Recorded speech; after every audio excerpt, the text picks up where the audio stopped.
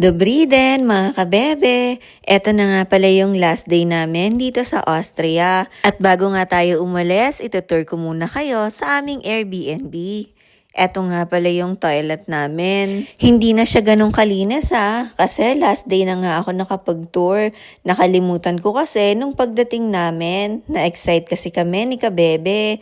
Eto nga pala yung kitchen nila.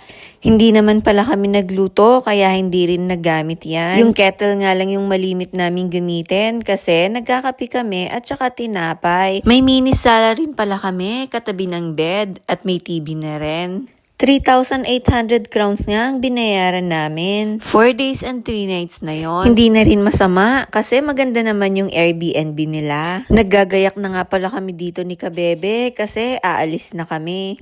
11 AM pa naman talaga yung check-out namin. Inagahan nga lang talaga naming umalis. Gusto kasi ni kabebe na bumalik kami sa Stephansplatz. Hindi nga rin kasi kami nakapasok sa St. Stephen's Cathedral. Sarado kasi nung araw na pumunta kami, kaya babalik na lang kami ngayon. Mabilis lang naman yung biyahe kapag ka nag-bus kami. Tapos, metro nga ulit kami bago makarating ng Stephansplatz. Pero hindi naman ganun katagal yung biyahe. Andito na nga kami sa Meidling Station at nagmetro lang kami papunta ng Stephansplatz. At nagpicture-picture nga muna ulit kami ni kabebe kasi baka matagalan na ulit bago kami makabalik dito. At ngayon naman pupunta na tayo sa simbahan. Titingnan nga natin kung open sila ngayon. Ang saya ko nga dyan kasi nalaman namin na open pala sila ngayon.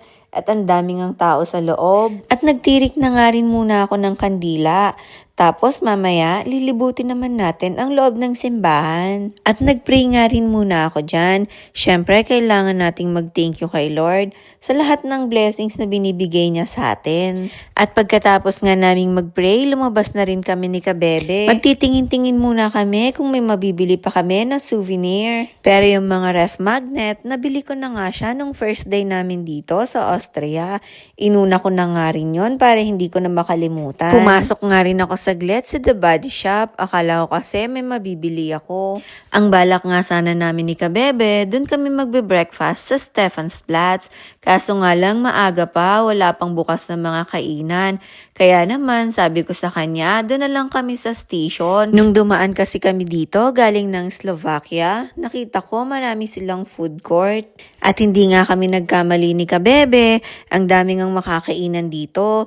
Pero napili namin na mag-ramen na lang. Matagal-tagal na nga nung huli kaming kakain ng ramen. Maganda rin pala yung idea na dito na nga lang kami kumain. Kasi aakyat lang kami, tapos nandun na yung sasakyan namin na bus. Kaya nga nakapag-chill-chill pa kami ni kabebe pagkatapos namin kumain. Nakabili pa nga kami ng milk tea pang dessert namin. At nandito na nga pala kami sa bus station. Pauwi na nga tayo ng Prague mga kabebe. Ang dami nga rin pala talagang nagbabas galing ng Austria papunta ng Prague. Malapit lang din kasi ang biyahe. Yun lang mga kabebe. Thank you sa panonood. See you ulit sa susunod. Bye-bye!